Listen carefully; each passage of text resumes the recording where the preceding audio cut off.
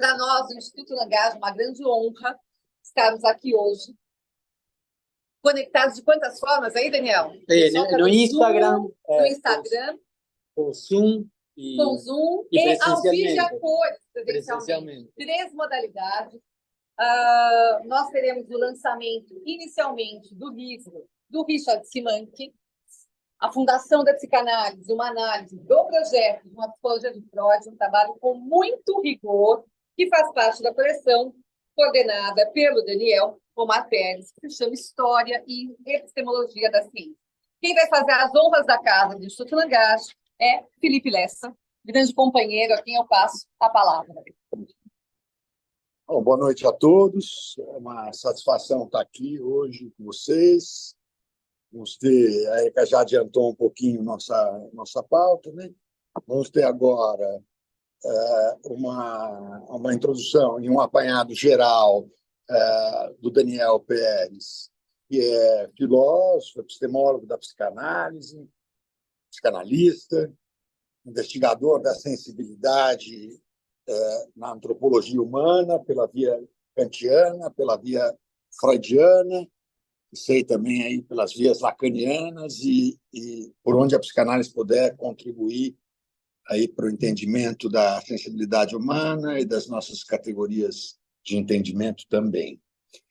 Então, Daniel vai também apresentar um pouquinho o que é a coleção, o que está em jogo, onde o livro do Richard está inserido, e nós vamos ter o prazer também de ouvir o Richard, então, nos falar um pouco sobre esse livro, que é A Fundação da Psicanálise, que é uma análise do projeto e de uma psicologia de Freud, ou seja, algo que é sempre muito interessante para todos que já tiveram essa oportunidade de se aproximar do projeto, de ver como o projeto, que ficou numa gaveta e que depois foi publicado, tem esse poder de recutucar, de reestimular a leitura de toda a obra do Freud, mostrando um potencial de atualização do entendimento de Freud sobre o que é uma psicologia, uma psicanálise que é apoiada sobre um corpo, que é apoiada sobre um cérebro, né?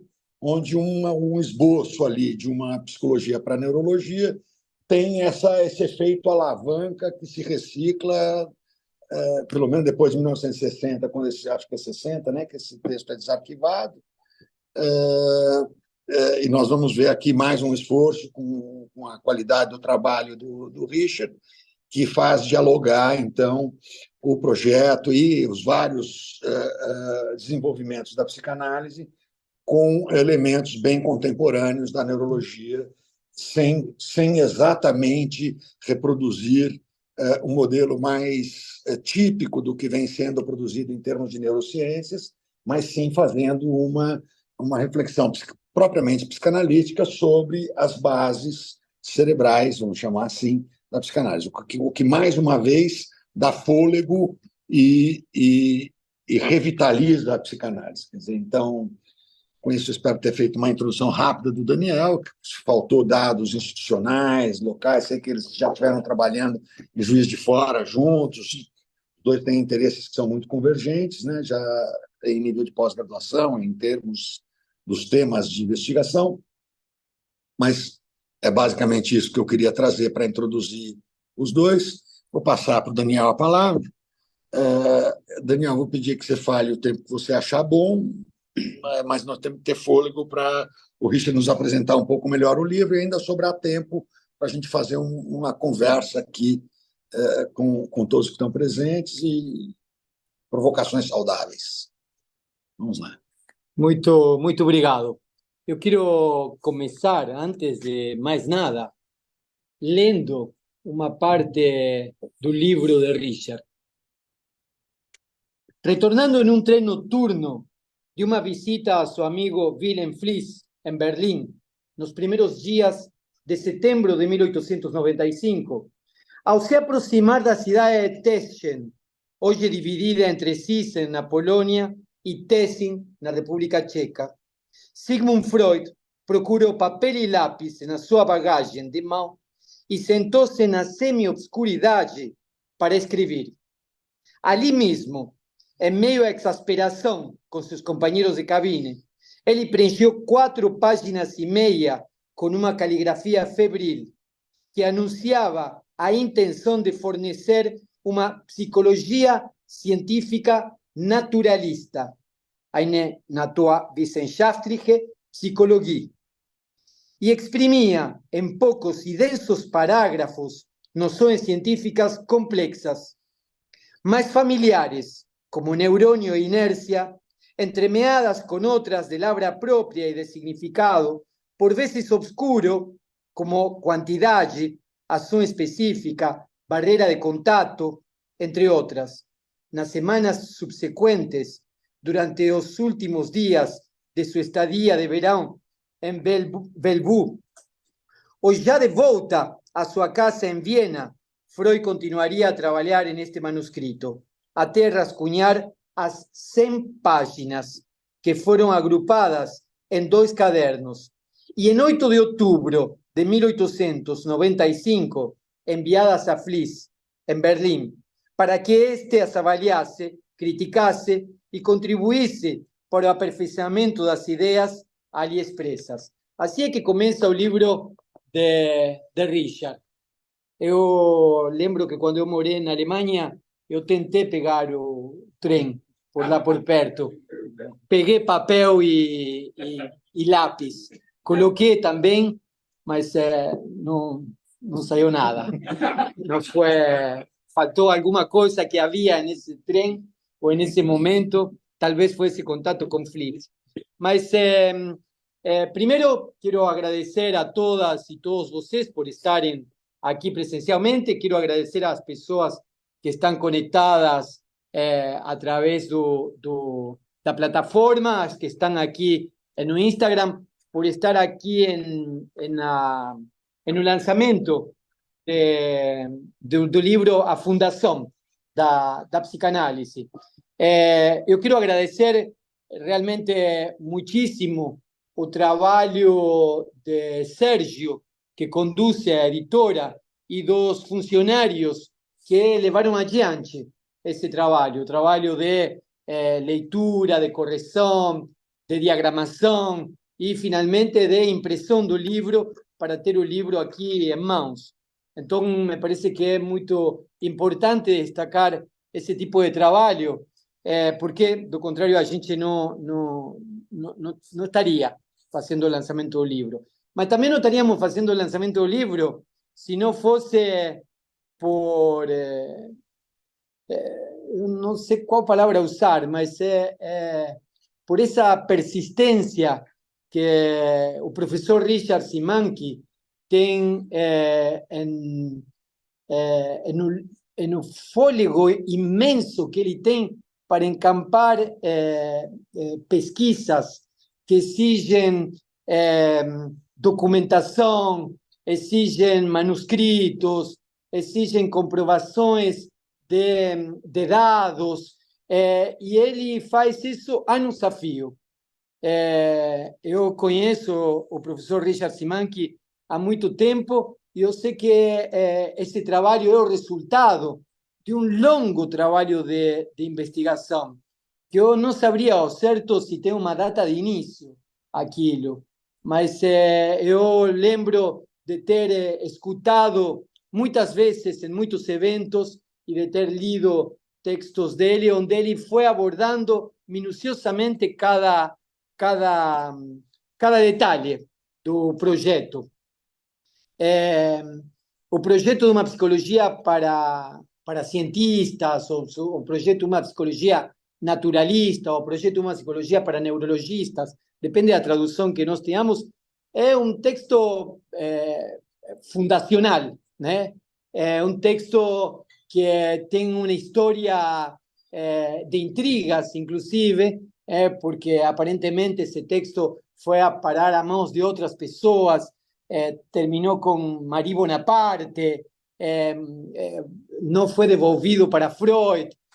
Outro dia estava relembrando a história dos amigos traidores, os amigos que ficam com os manuscritos do escritor e, em vez de queimar ou devolver para ele, publicam, não? Me parece que é um pouco a história de este texto es la historia de una amiga traidora que en vez de devolver el texto para Freud, bueno, acaba siendo publicado. Otro traidor es Max Brod, que pega todos os... Bueno, Kafka entrega os textos para ele queimar, e o que ele faz é entregar para publicidade, para publicar, não? E aí pensei, como é que é essa história, não? Parece que esse tipo de amizade é fiel à verdade do autor, não? Que de alguma forma revela isso em um texto escrito que conscientemente ele não quer publicar, mas de alguma forma ele escreveu isso. E por sorte tem um sujeito, uma pessoa por perto que resgata esse texto. O outro dia também fiquei sabendo que a cunhada de Van Gogh é quem resgata as pinturas. Se não tivesse sido pela cunhada de Van Gogh, pela esposa do Theo, nós teríamos perdido as obras de arte de Van Gogh, não? Bom, então, nosso texto aqui, a psicologia para um projeto de psicologia tem uma história de intriga, mas tem também os elementos que Richard destrincha e que começa com esse volume. Esse é o primeiro dos volumes, terá mais. Eu quero ler, para finalizar um pouquinho, em que contexto a gente publica isto. Nós,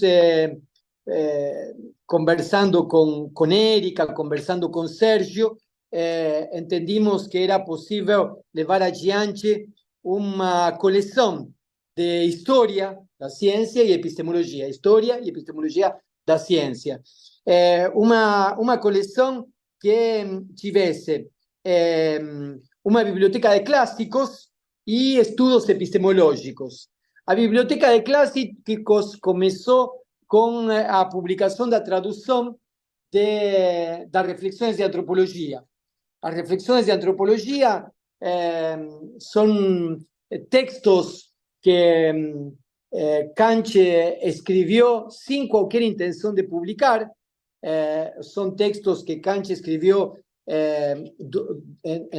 nos livros que ele utilizava, na edição da Crítica da Razão Pura que ele tinha, na edição da Metafísica von Baumgarten que ele tinha, em alguns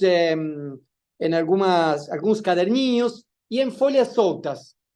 Esse material, que se dio em chamar de reflexões, foi dividido em reflexões de lógica, reflexões de metafísica, reflexões de antropologia, e aqui, pela primeira vez, a gente publica em uma língua, que não a alemã, as reflexões de antropologia. Nunca tinham sido traduzidas a nenhuma outra língua, não estão em francês, não estão em castelhano, não estão em inglês. A primeira edição que se faz é em português e é publicada pela editora Langage. Então, acho que é importante destacar isso. É um trabalho, digamos assim, bastante peculiar, né? E isso é o que nós queremos fazer nessa história, nessa biblioteca de clássicos. Traduzir aqueles textos que achamos que contribuem com a reflexão acerca da psicanálise, da psicologia, da psiquiatria, das neurociências, e que, de algum modo, ficaram ocultos, ficaram apagados, mas que contribuem para o estudo dessas áreas. Outro elemento que me parece interessante das reflexões de antropologia é que aí nós conhecemos um Kant, que não é o Kant que aparece na Crítica da Razão Pura, digamos assim, não? Geralmente conhecemos o Kant da Crítica da Razão Pura. Alguns conseguem chegar até a razão prática. Poucos vão avançar na crítica do juízo. E depois os outros textos, às vezes alguém lê. Mas aí temos uma ideia de um Kant sistemático, de um Kant que aparentemente não erra, né? Que já sabe tudo que vai dizer de uma vez e para sempre. E nas reflexões nós vemos o laboratório de Kant. vemos o laboratório de um filósofo quando está produzindo as ideias. E o texto foi traduzido, inclusive nas partes riscadas. Então eu traduzi e risquei em cima, como Kant riscou e depois ele colocou outra coisa. Então acho que é interessante ver o laboratório. A outra parte da coleção é a de estudos epistemológicos, onde nós temos o texto de Richard, né? A fundação da psicanálise, uma análise do projeto de uma psicologia de Freud, o volume 1 do neurônio à memória. E aqui nós vemos outra vez, me parece, talvez, pelo menos essa é a apreciação que eu tenho como leitor.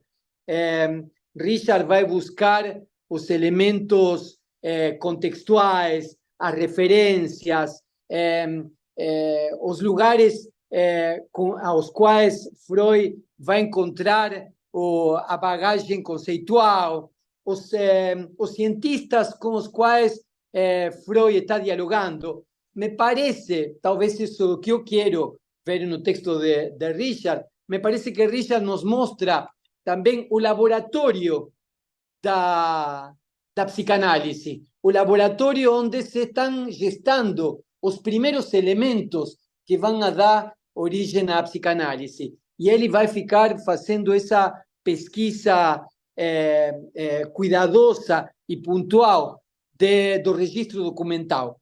É o primeiro volume, gente. Tem mais. Eu vou confessar uma coisa, que o Richard queria publicar tudo junto.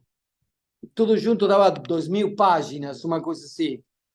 Não dá para carregar o livro. Então, era melhor a gente editar de outra forma para que as pessoas, seres humanos, assim, da espécie humana, pudessem carregar o livro, ler até o final e esperar pelo segundo volume. Então, convido a todas e todos a comprar o livro, ler esse volume e esperar, porque tem mais depois disso. Richard, é com você. Olá.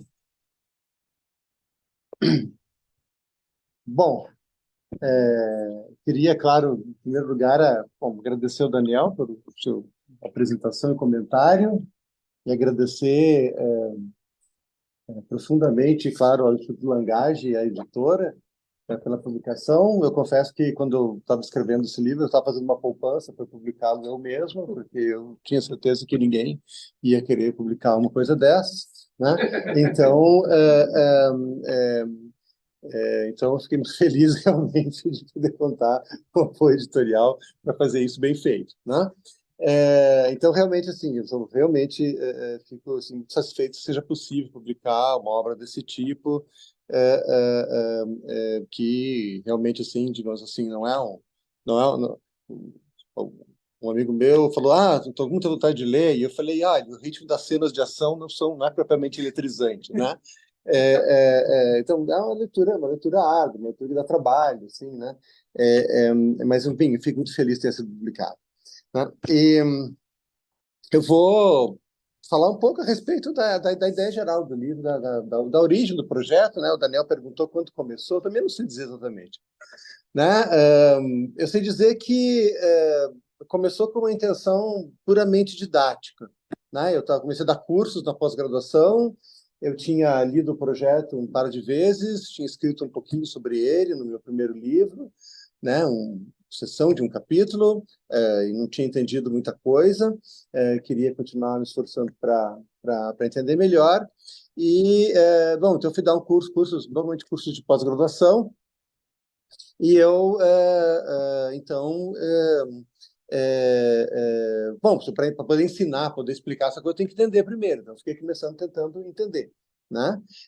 E como todo mundo já tentou, assim, entender o projeto é uma coisa difícil, sim. É um texto, tem várias características que tornam a leitura difícil. Não é só o assunto, não é só o tema, né? Não é só a ideia de tentar fazer uma teoria da mente, uma teoria geral da mente, bem abrangente, com um fundamento neurobiológico, claro, numa linguagem que não é a linguagem da psicanálise ainda, e não sequer a linguagem sei lá, da neurociência contemporânea, é a linguagem da ciência, da biologia, da neuropatologia do século XIX, né? Então, é um livro que tem ele apresenta uma série de dificuldades. Não é um livro que o Freud escreveu para publicar, né? É um documento privado que o Freud conversava com o Fliess a respeito de todas essas séries. Como eles não moravam na mesma cidade, eles tinham que escrever cartas um para o outro e, de vez em quando, se encontravam para conversar sobre essas coisas, né? Eles tinham acabado de se encontrar, o Freud tinha acabado de ir a Berlim, e aí o Freud já vinha... essas ideias já estavam pipocando ali na correspondência entre os dois, e o Freud, então, de um rompante aí, resolveu colocar tudo junto num manuscrito só, para pôr em ordem as ideias e para continuar essa conversa, né? Então, o texto ele não é obscuro de propósito, ele é obscuro porque é um documento privado. Assim, o Freud não precisava explicar um monte de coisa, porque ele sabia que o Fliess sabia do que ele estava falando, que os dois estavam conversando sobre essas coisas, né? Então, não é o esboço de um texto que, enfim, seria eventualmente preparado para publicação, né? Mas é um esforço gigantesco de sintetizar muita coisa em poucas páginas. Isso também contribui para a dificuldade. Então, tem uma série de dificuldades de leitura, né? Um texto, a formulação é muito condensada, as ideias não são explicadas, elas são apresentadas de uma forma muito sucinta, quase telegráfica às vezes, né? Pressupondo já um conhecimento do que está em questão em cada afirmação, um conhecimento que a gente, claro, não tem. A gente tem que desenterrar isso do texto, do contexto, enfim, de tudo que a gente sabe a respeito do que Freud estava pensando, do que ele estava escrevendo, de que outras pessoas estavam pensando e escrevendo, que aparecem referidas de uma forma implícita no texto. O texto não tem nota de rodapé, não tem bibliografia, né? Os nomes, os autores que estão, na verdade, cujas ideias estão sendo assimiladas, transformadas, reproduzidas, não são mencionados. Tudo isso a gente tem que desenterrar do texto. Então, é um texto difícil. E a minha intenção inicialmente era didática, era, bom, já que eu estava dando aula sobre isso, então eu queria entender direito para poder explicar direito para os meus alunos, né? E a coisa foi durante anos, dava um curso ali, dava outro curso ali. Um dia eu publiquei uma versão muito preliminar disso, um rascunho, numa publicação lá da editora do Oscar, que na verdade publicava apostilas para ser usadas nos cursos, e era para publicar coisas realmente provisórias. Um pedaço inicial disso aqui foi publicado porque eu estava usando nos cursos, então isso foi usado, em vez de mandar os alunos tirar xerox, dava para, enfim, dar essas apostilas para os alunos. E a intenção era inicialmente didática. Depois, com o tempo, na verdade, esse trabalho evoluiu, bom, porque passou muito tempo, a maneira da gente pensar vai mudando com o tempo. E eu passei a me interessar não só por esse trabalho de explicação de texto, esses métodos de análise, explicação de texto, explicitação daquilo que está pressuposto num texto teórico, que pode ser analisado, mas também com o contexto histórico da fundação da psicanálise e do processo de formação do pensamento freudiano, né? E aí eu comecei a perceber algumas coisas. Quando você realmente restitui um trabalho como esse, com todas as dificuldades que ele apresenta, ao contexto científico intelectual na qual ele foi produzido, e procura explicitar todo o debate, todas essas relações que estão implícitas nele, que não estão explicitadas, mas estão pressupostas pelo texto, algumas coisas começam a ficar muito mais claras. Então, a ideia foi, bom, se eu quiser, de fato, entender o que Freud está dizendo em cada passagem do texto, eu tenho que, na verdade, entender do que ele está falando, o que autores ele está comentando implicitamente, porque ele não dá os nomes quase nunca, né? Dois autores que ele menciona no texto é o Darwin e o Fechner. Os autores são nomeados no texto, né? Os outros todos a gente tem que adivinhar, tem que fazer um trabalho de detetive Isso requer uma pesquisa externa, uma pesquisa de outras obras, uma pesquisa de trabalhos psicológicos, biológicos, neurocientíficos, artigos, livros, monografias, etc, né?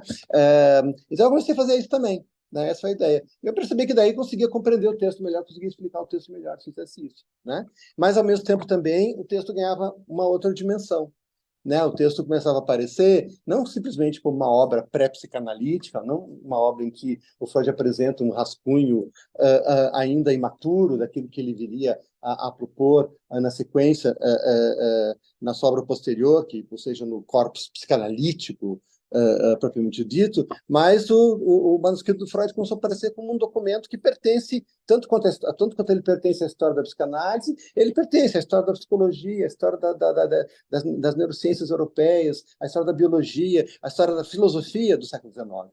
Né? E, na verdade, ele só fica completamente compreensível se for restituído nesse contexto. Então, esse tornou também um dos objetivos, e eu tentei fazer isso na medida das minhas capacidades. Então, se por um lado essa pesquisa mais contextual, ela me pareceu contribuir para a tarefa didática de tornar o texto mais compreensível, a pesquisa e a inserção do texto nesse contexto ampliado também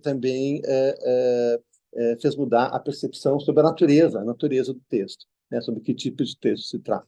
Né? Então, eu acho que é um texto... E, na verdade, bom, levou enfim, a questionar uma série de ideias que, mais ou menos, circulam a respeito do texto, interpretações do texto, a ideia de que não é um texto neurocientífico de verdade. O Freud já estava na via que ia conduzir a psicanálise, e por alguma razão ele resolveu, digamos assim, vamos fazer uma última grande tentativa de, vamos tentar fazer uma teoria neurológica dos fenômenos mentais, antes de desistir de vez. Não, né? O texto, porque algumas hipóteses psicanalíticas aparecem, que vão reaparecer na obra madura de Freud, aparecem esboçadas, e coisas importantes aparecem ali, né? Mas, enfim, o resultado foi esse, na verdade está sendo esse que saiu, é um trabalho em andamento, é um work in progress ainda, né? Metade dele está pronto, sendo preparado para publicação, a outra metade ainda eu estou fazendo, né? E aí a motivação sobre o projeto, é tudo sobre o projeto, sobre o projeto, sobre o projeto e sobre tudo isso que cerca, sobre toda essa interlocução implícita com o contexto científico, o contexto intelectual, no contexto produzido, né? Só para acrescentar, o volume 1 é esse do neurônio à memória, que é o que nós estamos apresentando hoje. O volume 2 é Corpo, Prazer e Consciência, que sairá em breve.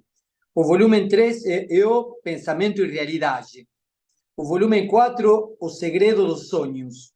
O volume 5, Trauma, Neurose e Sedução. E o volume 6, A Nova Psicologia.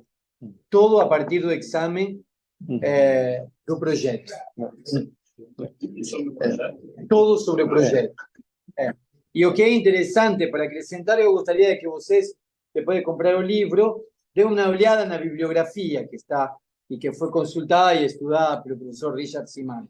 Aí vocês vão poder ver exatamente ao que ele está se referindo com uma pesquisa da referência a qual Freud está se remitindo, quando não dá o nome, mas indica o conceito. O Richard foi lá buscar de onde que estava, em que contexto estava esse conceito, quem havia usado nessa época e como havia sido usado.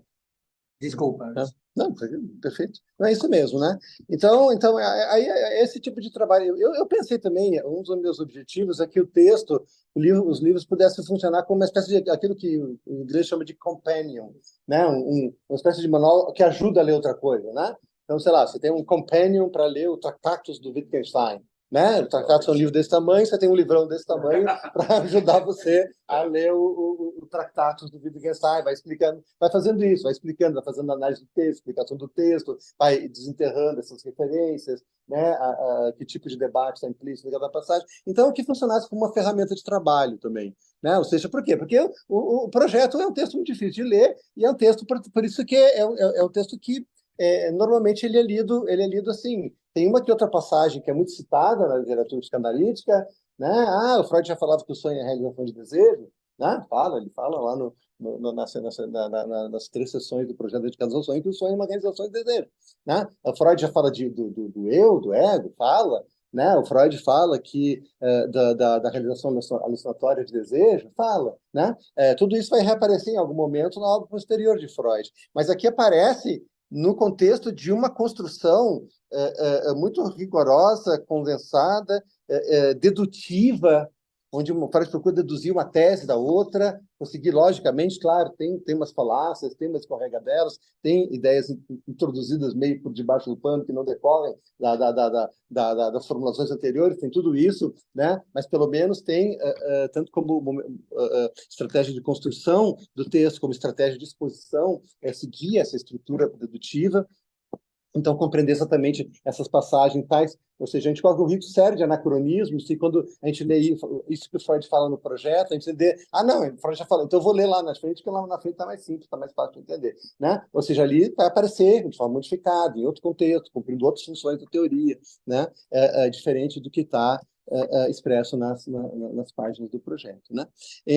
Então, a ideia era essa, a ideia é que o livro pudesse funcionar por um lado, ele é um ensaio, ele tem uma tese, né? Tem teses que eu procuro demonstrar. Por outro lado, eu gostaria que ele funcionasse realmente como um trabalho didático, que ajudasse a tornar compreensível uma obra de difícil leitura, né? Que fosse possível, sim, com a ajuda, né, desse tipo de análise, de ler o projeto com conhecimento de ler entendendo, né? Porque normalmente eu fiz isso durante anos. A gente lê e vai pulando as partes que não entende, né? E as partes que a gente não entende são a maior parte das partes do projeto, né? Mas de vez em quando a gente parece que cai uma ficha aqui e ali, mas as partes que a gente não entende é quase todo o texto, né? Então a gente faz essa leitura salteada, assim, essa leitura por amostragem, né? A hora que a gente entende alguma coisa, a gente pega aquela frase e usa no algum trabalho, mas a maior parte do texto a gente não entende, né? Então eu queria, na verdade, proporcionar uma ferramenta de trabalho que tornasse possível ler o texto de verdade, ler o texto acompanhando passo a passo o raciocínio do autor, que não faz nenhum esforço para facilitar a gente para isso. Porque o Freud não estava escrevendo para o público, ele estava escrevendo para si mesmo e para o Fliss, com quem ele estava conversando sobre essas coisas, mas de alguma maneira ou de outra, essas ideias encontraram seu caminho dentro do corpo principal das teses de psicanálise, algumas rejeitadas, outras reformuladas, outras profundamente transformadas, outras inseridas em outros contextos teóricos, mas de qualquer maneira realizaram esse percurso. Então, mas é mais ou menos disso do que se trata, né? Então, é um ensaio, porque tem hipóteses, tem teses que eu procuro demonstrar, tem uma certa visão sobre o processo de formação do pensamento freudiano que eu procuro argumentar a favor dessa visão, mas ao mesmo tempo tem essa intenção didática, de trabalho de explicação de texto, tentar tornar mais legível um texto difícil, e um trabalho também de pesquisa que é mais historiográfico, assim, é um trabalho de história da ciência, não é um trabalho de estudo psicanalítico, de um texto psicanalítico, é um trabalho de história da ciência. E esse trabalho de um contexto científico intelectual muito variado, porque o Freud era um pensador que dialogava com todo mundo, assim, né? Com a filosofia, com a neurociência, com a biologia, com a psicologia, né? Ele tinha uma rede interlocucional muito ampla e muito variada, né? E todas essas ideias, de alguma maneira, foram assimiladas, transformadas e condensadas. Bom, na psicanálise como um todo, mas naquilo que está mais imediatamente em questão aqui, nesse texto, como o Daniel falou, um texto fundacional, né? E que, portanto, me parece que é importante compreender bem esse texto por causa do papel que ele desempenha justamente nesse momento inaugural aí do processo de formação do pensamento freudiano e, por extensão, da psicanálise como um todo. Então, acho que é mais ou menos isso, né? Isso de, né? Eu quero falar um pouco desse labor de procurar domínio, porque é possível achar todas essas referências, uma verdadeira escavação que você fez. Assim, até que é divertido, assim, até uma parte divertida do trabalho, né? É uma coisa meio assim, parece que um fabricante de detetive, assim, procurando as pistas, assim, essa tem a parte divertida, né? Bom, eu acho divertido, provavelmente a maior parte das pessoas não acha. Mas, assim, eu acho que a questão é, por incrível que pareça, eu achei que não dava, achei que não, porque as pistas são poucas, mas hoje em dia a gente tem um acesso à informação muito maior, você pesquisa online, esses documentos estão disponíveis, né? Então, toda essa vasta documentação que é necessário consultar para fazer esse trabalho, pelo menos hoje em dia a gente tem acesso a ela, né? Textos que eu mal sabia que existiam e descobri fazendo esse trabalho, ou textos que eu absolutamente não sabia que existiam, ou ideias que eu absolutamente não sabia que existiam e descobri ao longo do processo de fazendo esse trabalho, né? Que eu acho que hoje em dia é possível, porque hoje em dia as fontes são disponíveis, né? E a maior parte delas estão disponíveis online, na ponta dos seus dedos, Você né? encontrou alguém fazendo um trabalho semelhante ao seu no mundo? Com o projeto, não. O trabalho mais parecido com esse que foi o que o Osmir fez, né? Na tradução dele do projeto, na tradução comentada dele do projeto com aquelas notas, né? O que eu estou querendo fazer é é um trabalho daquele tipo, só que ao mesmo tempo mais detalhado e ao mesmo tempo mais abrangente, é uma ampliação, né? Uma ampliação daquele trabalho, né? Porque o Osmir faz isso com muito detalhe com relação à análise e explicação de texto, né? De forma descontínua, que é uma forma de notas, mas de análise e explicação de texto. Esse trabalho contextual ele não faz, não é o objetivo do livro dele, a não ser muito pontualmente, muito ativamente. Isso é uma coisa que eu estou tentando fazer. Então, exatamente desse jeito eu não conheço. Todos os trabalhos que eu li, existe uma gigantesca literatura sobre o projeto, né? Cada dia aparece mais ensaios que ou tratam do projeto, ou tratam de trabalhos, de questões que aparecem no projeto do Freud, né? O projeto que não se chama projeto, nunca se chamou projeto, como o Daniel falou, né? O Freud não deu título para né? Os primeiros, quando publicaram em 1950, os editores chamaram de Entwurf einer Psychologie, né? E aí ficou o projeto, né? O Freud nunca se referiu ao seu texto, mas a gente acostumou chamar ele de projeto, vamos estar falando de projeto, né? Oi. Você tem aproveitando a situação, sim, você talvez seja um cara que tenha feito uma das arqueologias do projeto, esse tipo de trabalho, historiador, de comunicação, assim. Então, você está numa posição privilegiada, talvez, para poder apontar alguma coisa que quais são os principais erros que você vê na literatura, na interpretação do projeto. E o seu projeto de arqueologia demonstrou como alguma coisa que você está bom. É um erro, ou é um erro de interpretação, é um erro de uso, né? E eu acho que você está numa posição muito privilegiada, porque você tem o lugar do filósofo para poder fazer uma leitura desse tipo, né? Não sei se é pertinente a minha pergunta, mas pelo menos é uma curiosidade que tem. Eu acho que o principal tipo de tipo de equívoco é um certo anacronismo, é ler o projeto à luz da obra freudiana posterior, né? Ou seja, projetar retrospectivamente sobre o projeto, a maneira como o Freud trabalhou essas questões mais tarde. Tem muitas coisas em comum e tem muitas coisas que mudaram muito, né? Agora, o que eu acho o principal equívoco é a ideia de que o Freud abandonou o projeto, né? Eu acho que... E isso é mais ou menos as pessoas falam sem piscar duas vezes. Por quê? Porque o Freud mandou para o Fliess e ele nunca mais pensou em publicar esse negócio, né? E seria verdade se o Freud estivesse preparando um texto para publicação, né? O que ele não estava. Como eu falei, o projeto é um documento privado, né? Um documento privado para ser enviado para uma pessoa específica com a qual o Freud estava discutindo essas coisas. Né? Não é o esboço de um trabalho que se poderia depois ser... Né? Em algum momento, bem depois de ter publicado o projeto, quando o Freud continua discutindo essas ideias na correspondência dele com o Fliess, o Freud, em algum momento, ele aventa, talvez fosse o caso de preparar uma comunicação preliminar. Ele usa a mesma expressão, comunicação preliminar. Ou seja, mais tarde, depois no processo de continuar discutindo essas ideias, o Freud, talvez fosse o caso de fazer uma comunicação preliminar, ou seja, de tentar pegar essas ideias aqui e preparar um texto sintético para publicar. Mas bem depois, né? No contexto da discussão.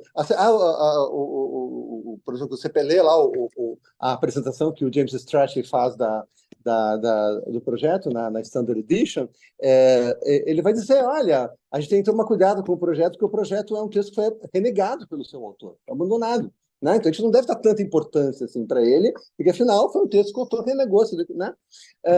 Não, e como evidência, ele cita algumas passagens das cartas ao Fliess após o envio do manuscrito, em outubro de 1995, onde Freud manifesta o seu desânimo com a empreitada. Mas o Freud, antes de mandar o projeto para o Fliess, o Freud tem uma relação ciclotímica com aquele negócio. Tem uma hora que eles têm rompantes de entusiasmo e depois caem no desespero, não sei bem ficar a cabeça, esse negócio não vai dar certo nunca. Ele parece o Soturno lá das viagens de Gulliver, isso não vai dar certo.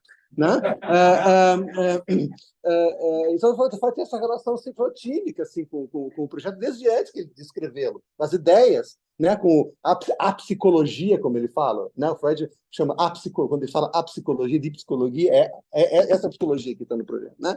Ou como depois ele começa a falar do Fipsi ômega, né? O meu Fipsi ômega é isso, o Fipsi ômega está assim, o Fipsi ômega está assado, né? Então, assim, eu acho que isso é um grande equívoco, porque isso leva a um viés de leitura completamente diferente, porque o Freud não abandona o projeto no lugar porque ele nunca foi pensado como uma obra para ser publicado, né? Em segundo lugar, o Freud continua discutindo essas ideias e você passa sem solução de continuidade para aquilo que aí acaba sendo publicado na interpretação dos sonhos, né? Agora, o que Freud publica na interpretação dos sonhos é apenas, sobretudo no capítulo 7, que é o herdeiro mais direto do projeto, digamos assim, é um pedacinho pequeno do que ele tentou fazer no projeto. Né? Claro que não ia dar certo. Ele tentou ali amassar o mundo com as pernas, né? Uma parte, a psicologia, né? O Freud continua a usar a expressão a psicologia para se referir àquilo que ia acabar sendo publicado no capítulo 7º da interpretação dos sonhos, né? Que tem um escopo muito mais restrito, né? Em onde o Freud aprofunda, detalha mais algumas questões, mas restringe muito o foco com relação àquilo que ele tinha tentado tratar no projeto, né? E coisas que o Freud trabalhou no projeto que não aparecem na interpretação dos sonhos vão retornar à teoria aos poucos no desenvolvimento posterior. Tipo, o eu. O eu é um conceito central no projeto. Na interpretação dos sonhos, desaparece. Né? O eu só vai retornar à teoria na esteira da introdução do conceito de narcisismo, mais tarde, né? A dimensão pulsional do psiquismo está contemplada no projeto, né? Tem lá o núcleo do sistema psi, onde é representadas as afecções corporais, desaparece da intervenção dos sonhos. A pulsão desaparece. O aparelho psíquico da intervenção dos sonhos é só o psi do manto do projeto. Do resto todo do aparelho desapareceu, né? E o Freud procura focar né? O ômega vira só um polo do aparelho, não mais um sistema, né? O Phi é a mesma coisa, né? E o núcleo de psi, que é fundamental para a teoria do projeto, desaparece da interpretação dos sonhos, né? O Freud se concentra em algumas questões, procura trabalhar aquelas em mais profundidade e mais detalhe e deixa as outras para depois.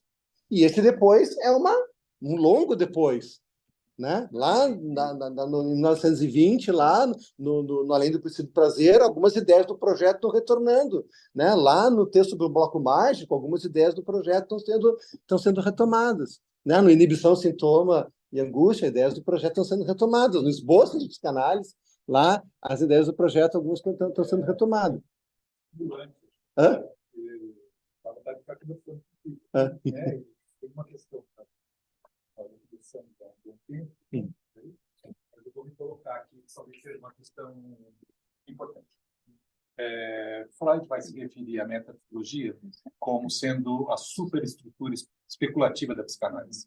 Portanto, ele considera que a metapsicologia é um tipo de metáfora para falar sobre o aparelho psíquico.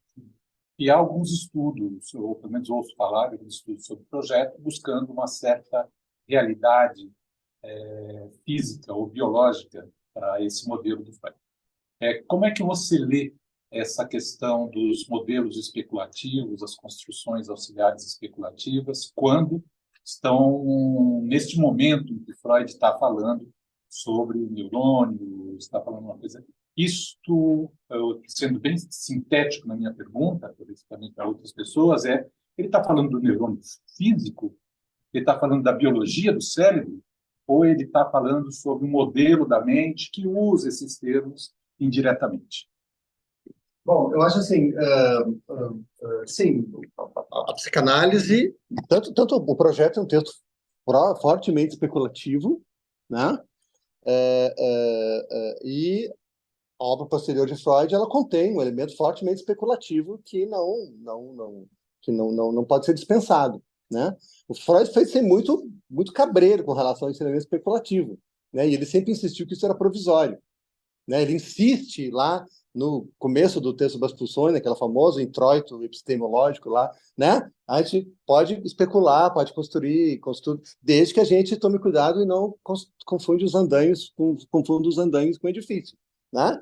Eu acho que uma parte da história posterior da psicanálise consistiu numa espécie de fetichização dos andaimes. Pessoas se apaixonaram pelos andaimes e decidiram de construir o edifício, né? Fizeram exatamente o contrário do que Freud tinha proposto. E quando Freud fala que aquilo é fantasia, que aquilo é um modo de dizer, ou que aquilo é uma feitiçaria, uma bruxa metapsicologia, porque Freud é muito rigoroso, porque para Freud ciência tem que ter uma base empírica.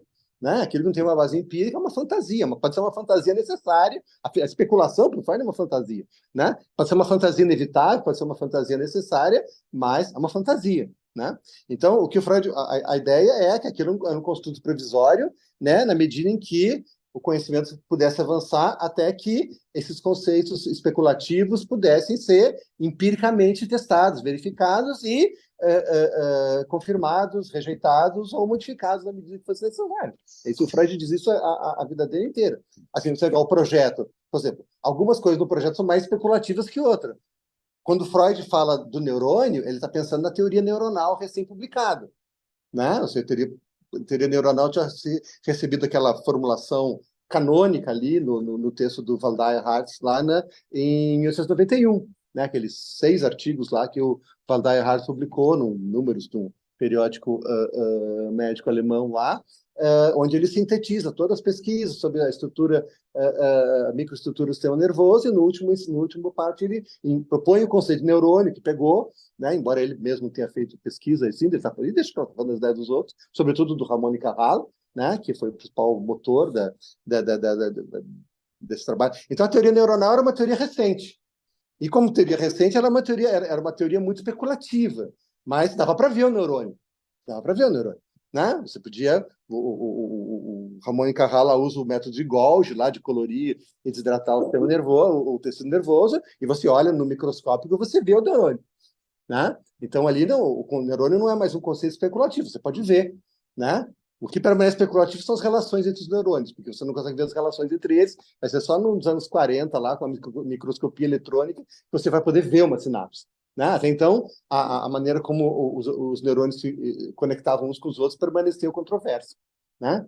Em 1935, o próprio Ramon y Cajal, um dos seus últimos textos, de espanhol, ainda em Espanha, o título chama Neuronismo ou Reticularismo. Ou seja, ainda está lá em 1935, né, ainda discutindo as questões. Bom, a teoria neuronal ainda era uma hipótese sobre a estrutura e funcionamento do sistema nervoso. Não era algo que pudesse, né?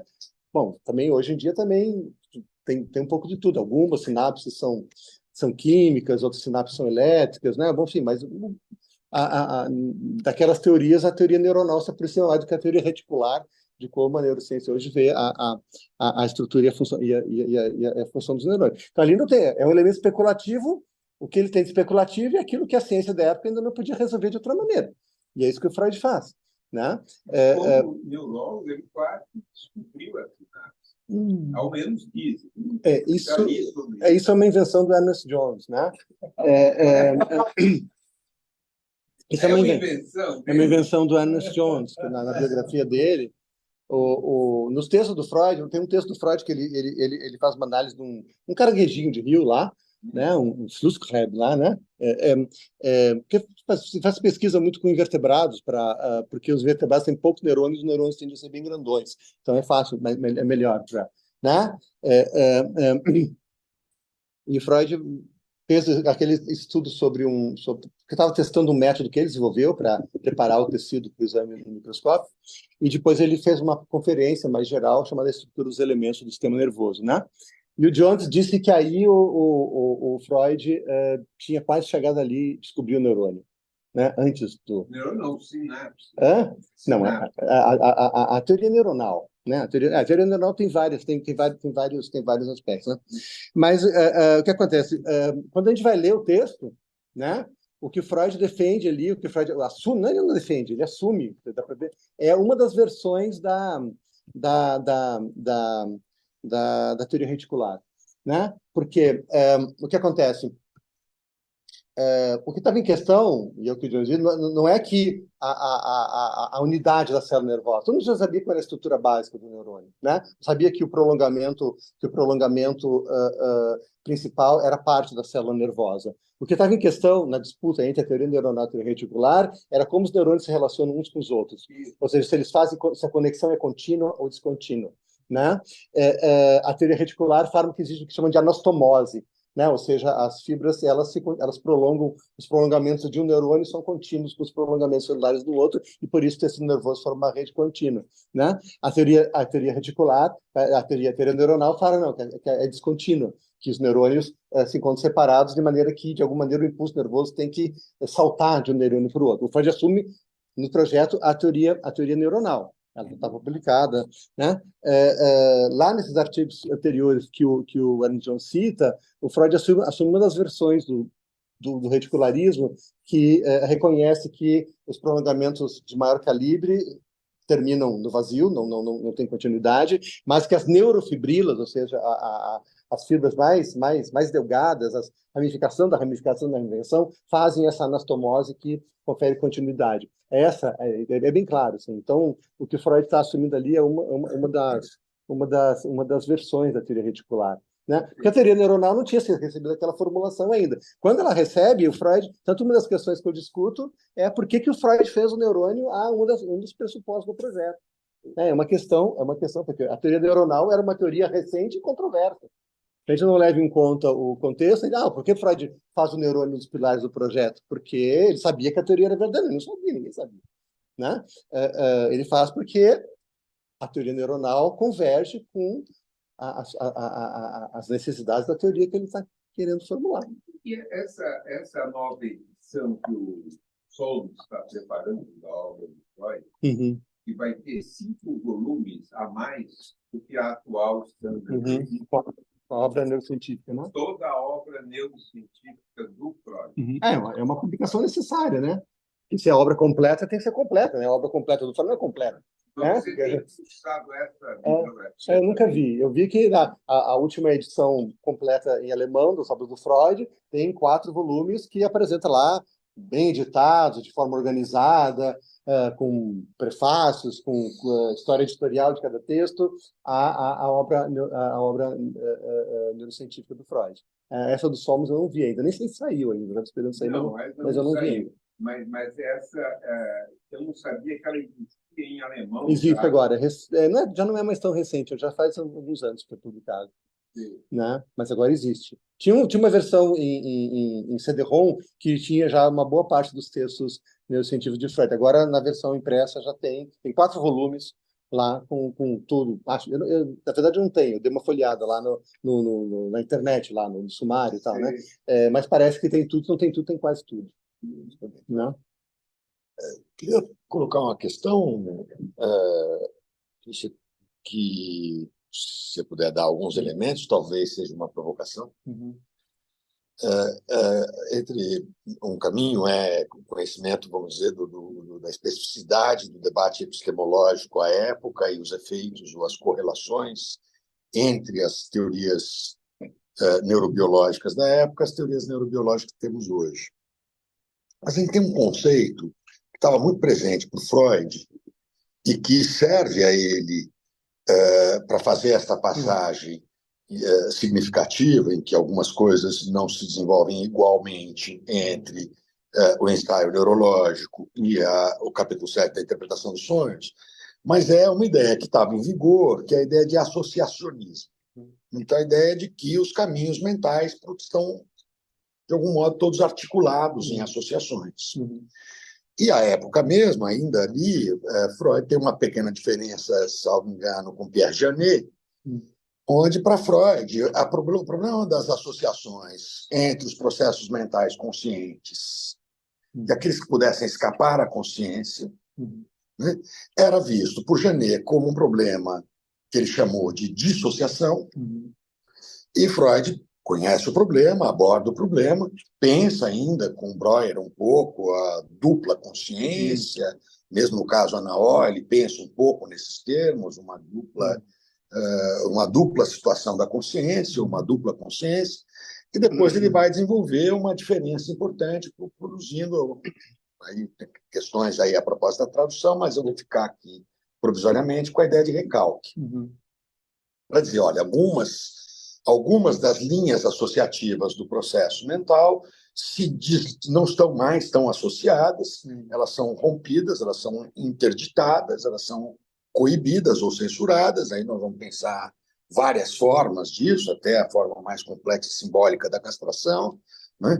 Mas não vai mais trabalhar com o conceito de dissociação, como fica sugerido por Janet, e que depois se torna, no campo de outras psicologias, um conceito extremamente importante. Né? Quer dizer, a ideia de que um certo espírito geral nas psicologias, de que os processos mentais são processos que estão ligados uns aos outros, que são associados, segue do associacionismo até hoje, como digamos, uma intuição empírica maior a propósito da percepção dos fenômenos. Independente se a teoria reticular ou a teoria em rede, a teoria de cadeias, diferentes modos de investigar hoje os processos mentais nas neurociências e mesmo nas pesquisas de neuroimagem funcional, que a gente tem visto muitas psicologias buscando entender as associações e as dissociações dos processos mentais, seja no sistema up and down, seja nas interconexões das diferentes funções já topologizadas ou localizadas, hoje fala assim, 180 regiões do cérebro, com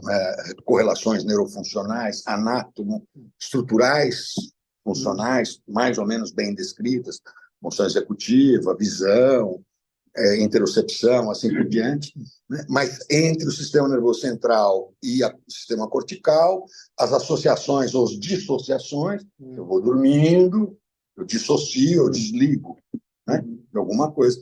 Então, eu queria que você entendesse o seguinte: o que você entende que acontece com a noção por isso que é talvez uma provocação, também com a noção de associação e com o destino do conceito de dissociação entre o momento que Freud se dá conta dos problemas maiores da consciência, dos processos da consciência, e isso que hoje uma outra psicologia e mesmo parte importante de toda a psiquiatria ainda é extremamente aferrada, né, aos problemas da dissociação. Dissociação de identidade, a problema de identidade de gênero, uma questão vista como dissociação. A questão agora, estava no Fantástico esses dias aí, né, transtorno de identidade múltipla, né, transtorno dissociativo de identidade. Então, a noção de dissociação, ela parece dialogar muito fortemente com toda a investigação neurocientífica contemporânea, e ela tem uma herança. Tanto é que nosso método maior é exatamente aquele que busca resgatar associações que se perderam pela associação livre. Certo? A associação livre é exatamente uma maneira de tentar suspender aquilo que complicou os processos associativos de alguém entre a consciência de si, enfim, essa é a questão da associação e dissociação no projeto. Ok. Bom, uma das coisas que Freud tenta fazer no projeto é construir uma representação neural dos processos associativos, né? O conceito de facilitação, por exemplo, vai entrar, né? Quer dizer, o que é uma ideia para o Freud no centro do projeto? É a ativação do certo circuito de neurônios que tem facilitações entre si. Então, a quantidade circula naqueles neurônios mais facilmente do que ela circula entre aqueles neurônios e outros. Aí tem um outro circuito de neurônios que é uma ideia. Os neurônios com facilitações entre si, que quando a quantidade chega em qualquer um daqueles neurônios, ela circula dentro daquele circuito mais facilmente do que circula fora. Então, o que acontece é que quando um neurônio de um circuito faz uma facilitação com um neurônio de outro circuito, né? Agora, a quantidade que ocupar um circuito vai ocupar também o outro, né? Porque ela vai circular por essa facilitação estabelecida. Então, se isso aqui é uma ideia, se um circuito é o correspondente neural de uma ideia e de uma representação, então agora as duas representações estão associadas, né? Então, o Freud está tentando fazer uma representação neural do que aquilo que psicologicamente eu descrevo como associação. E a dissociação é quando isso se rompe de alguma maneira, né? Eu não sei se o Freud chega a rejeitar que exista uma dissociação passiva, né? Que as ideias que alguma vez se associaram podem se dissociar por uma série de razões. Elas podem se dissociar porque houve uma lesão no cérebro, né? Elas podem se dissociar porque houve um processo de intoxicação no cérebro, né? Eu encho a cara, no dia seguinte não lembro nada do que eu fiz, né? Porque um processo tóxico, né? Ou pelo menos a gente faz de conta que não lembro, né? Então, Freud ele não vai rejeitar que exista, mas ele não está interessado nesse tipo. Ele está interessado em dissociações dinamicamente motivadas, né? Ou seja, aquela onde há um processo psíquico, há um conflito, há uma produção de angústia, há incompatibilidade entre... Né? E é nessa que ele está interessado. E é isso que ele vai chamar de repressão. E o Freud diz claramente que o objetivo principal do projeto é fazer uma teoria da repressão, do recálculo, da Federer, né? Por quê? Porque o Freud tinha publicado, no primeiro semestre de 1995, saiu um estudo sobre histeria, né? Freud e Breuer, né? É um livro muito legal e um livro completamente esquizofrênico. É um livro que tem duas teorias da histeria que não compreendem. É uma teoria do Breuer e uma teoria do Freud. Tem uma dissociação ali, tem uma dissociação entre os dois, né? Tem uma dissociação ali porque as duas teorias elas são incompatíveis em certa medida, né? Então, o Freud propõe a teoria da defesa neurótica ou da repressão, né, do legal, né? E o Breuer propõe a ideia da histeria hipnóide, tal, né? O Breuer escreve o capítulo teórico dos estudos sobre histeria. O Freud tem toda uma história, seria comprido de contar, mas vários historiadores, não sei o que estou dizendo isso, já disseram que o projeto pode ser entendido como o capítulo teórico que Freud gostaria que tivesse ali nos estudos sobre histeria, em vez do capítulo escrito pelo Breuer, né? Tanto que, mas qual é o X da questão? O X da questão é quando o Breuer diz lá, olha, o Freud fala de uma histeria de defesa, eu não sei como é que uma defesa pode produzir sintomas graves, severos, como sintomas histéricos, né?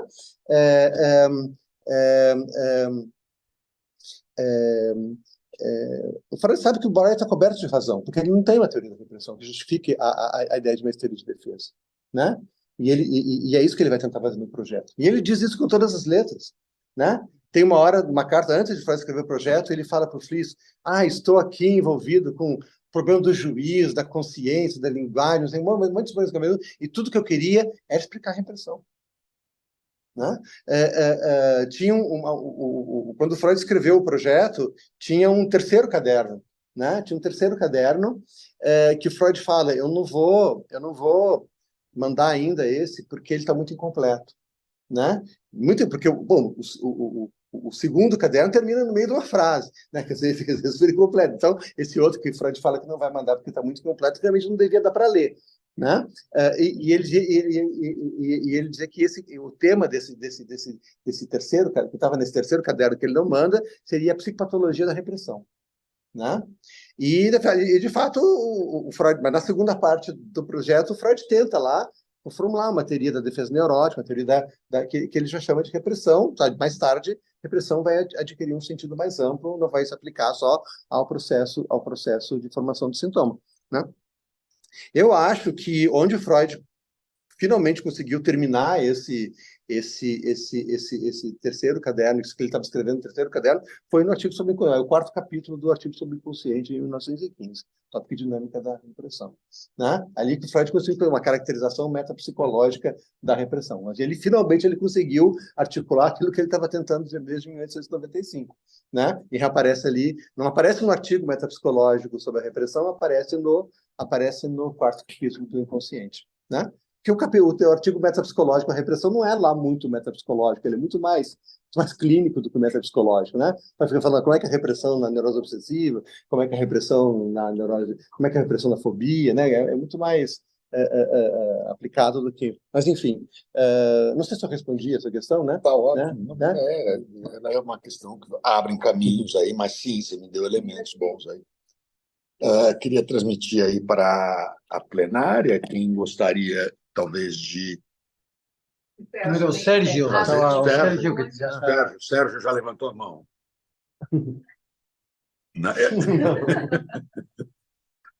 Gostaria de falar, Sérgio? Não, eu não levantei a mão, não. Mas Eu quero só, já que fui chamado, eu quero agradecer imensamente o Richard, né, por confiar o seu trabalho, um trabalho de fôlego, né? Não deu para fazê-lo em um volume só, como o Daniel falou, não seria justo com a coluna de ninguém, né? E esse leitor de 1.000 páginas também ele está desaparecendo, então foi preciso fazê-lo assim, até para que todo mundo tenha tempo de ler esse primeiro volume e a gente possa lançar o segundo volume ainda esse ano, talvez em novembro, né? Então temos um tempo aí para trabalhar, para ler. É um texto que, como o Richard mesmo disse,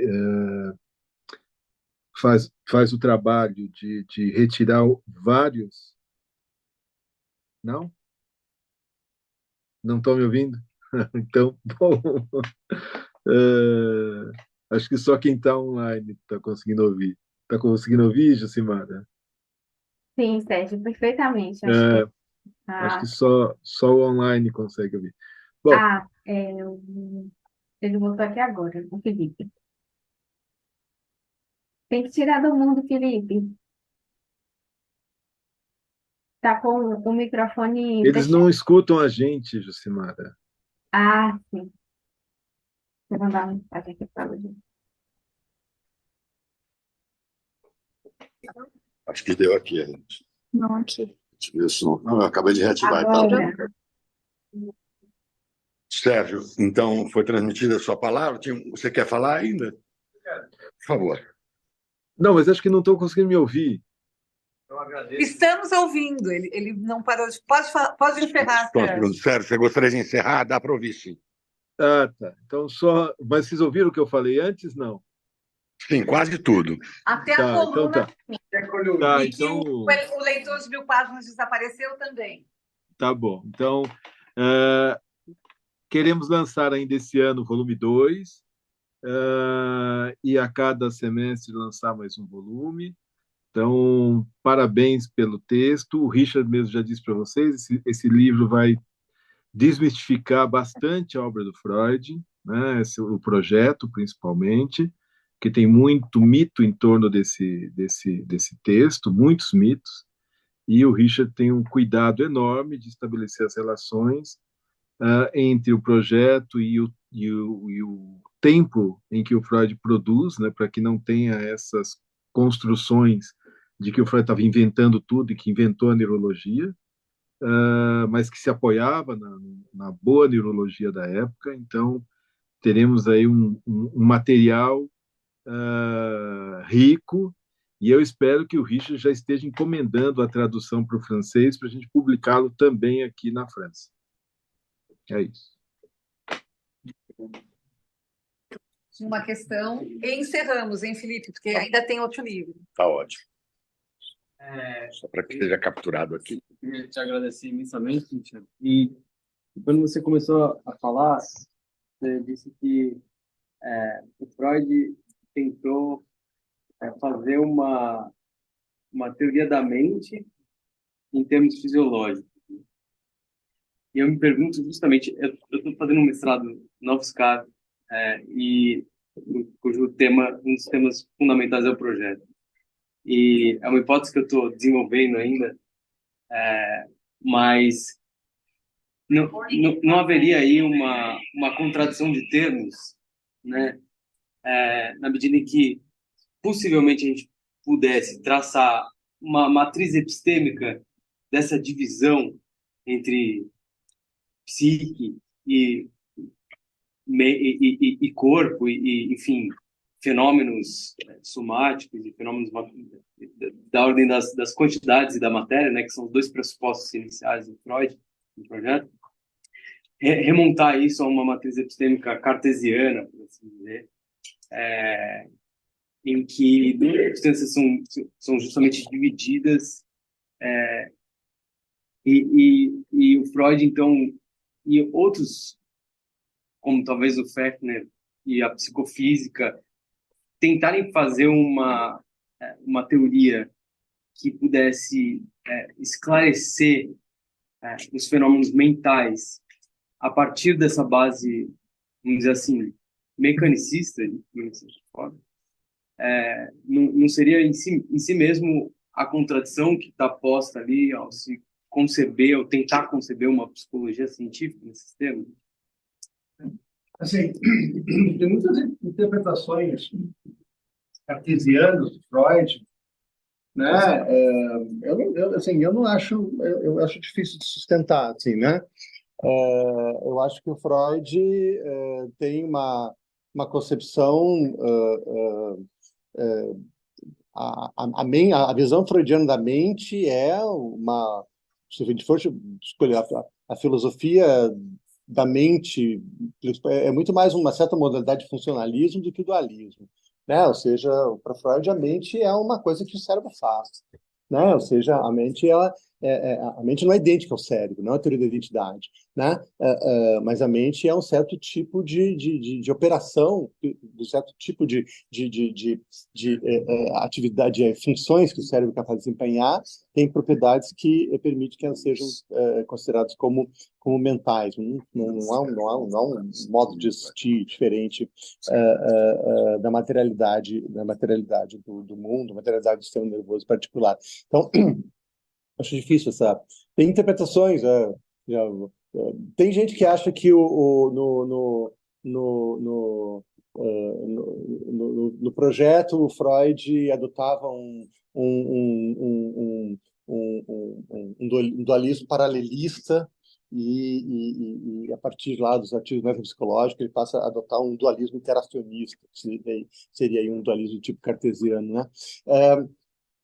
Eu acho muito difícil ver. O que tem no Freud é uma espécie de uma explanatory gap, de uma lacuna explicativa entre a experiência consciente e o psiquismo inconsciente. O projeto é onde o Freud endossa de uma vez por todas a ideia de inconsciente. Até então Freud flertava com ela, mas não tinha se decidido. Pode ser que, né, pode ser chamado, ou isso que é inconsciente na verdade não é psico. Ele hesitava de flertar, né? Ali no projeto não. Ali no projeto Freud assume inteiramente a ideia, inclusive a ideia de um inconsciente originário, a ideia de que realmente o processamento do material sensorial que vem de fora, que vem do corpo, é inteiramente inicialmente inconsciente, e algo mais tem que acontecer para que isso seja capaz de ser aprendido conscientemente. Agora, o que Freud se debate é qual é a relação da consciência, não tanto a relação do psiquismo em si, da mente em si, com o cérebro, mas a relação da consciência com o psiquismo, ou seja, ele desloca o paralelo da relação entre o psiquismo e o cérebro, da relação entre o psiquismo inconsciente e a experiência consciente, né? Então aí fica uma lacuna que o Freud não vai conseguir ultrapassar. Ele, nos seus últimos trabalhos ele está se debatendo com essa mesma lacuna. Eu tenho a impressão que ele não acha que isso seja uma impossibilidade de princípio, que ela não vá, mas ele reconhece que ele não conseguiu encontrar maneira de articular essas duas coisas, um debate que na filosofia da mente, na ciência da cognição, até hoje está em andamento. Então, pelo menos, o Freud não está em má companhia, porque, na verdade, ninguém conseguiu resolver esse problema, né? Eu já vi um filósofo da mente falar assim: tudo na mente pode ser explicado fisicamente, menos a consciência. A consciência é um milagre. Né? Então, quer dizer, ele está realmente jogando a toalha. E não dá para... Né? Ele não fala coisa, ele falava qualia, mas tudo bem, então quer dizer... Eu vou infelizmente precisar interromper vocês, que não precisam... Esse diálogo acho que vocês vão poder fazer render ainda mais, né? Se pegar a via do qualia aí, que é um tema que vem provocar o povo todo da neurociência, que faz alguma filosofia da neurociência, mas eu queria ainda passar a palavra rapidamente, queria passar a palavra rapidamente ainda para o Daniel, que quer fechar com uma palavrinha aqui, e em seguida já chamar, por gentileza, o Luiz Lima, que vai falar aqui conosco, junto com o Sérgio, sobre a clínica grupal em psicanálise, né, para discutir uma proposta teórico-clínica. Oi? Perdão, com Denise Bessa, que vai compor a mesa aqui, que já está por aí também. Tá? O único que eu queria dizer é: compre um livro, porque esse livro é um texto que serve tanto para aqueles que estão iniciando sus primeros pasos en la formación psicanalítica, por aquellos que están iniciando sus trabajos de investigación en un campo de investigación científica da psicanálise, mas também é um trabalho que pode ser muito útil para aquele que já tem um traquejo, tem uma formação, tem um percurso já feito tanto na investigação teórica quanto na clínica psicanalítica, porque dá elementos que nos permitem, como dá para ver en esa amostra de debate, dá para ver que é possível aprofundar o texto, é possível aprofundar a investigação. Então, é um texto que pode ser lido nesses dois registros, tanto para aquele, como disse o Richard, que está se iniciando e que essa foi a primeira motivação, uma motivação didática. Bom, vamos a contribuir para aquele que tem que fazer os primeiros passos no projeto.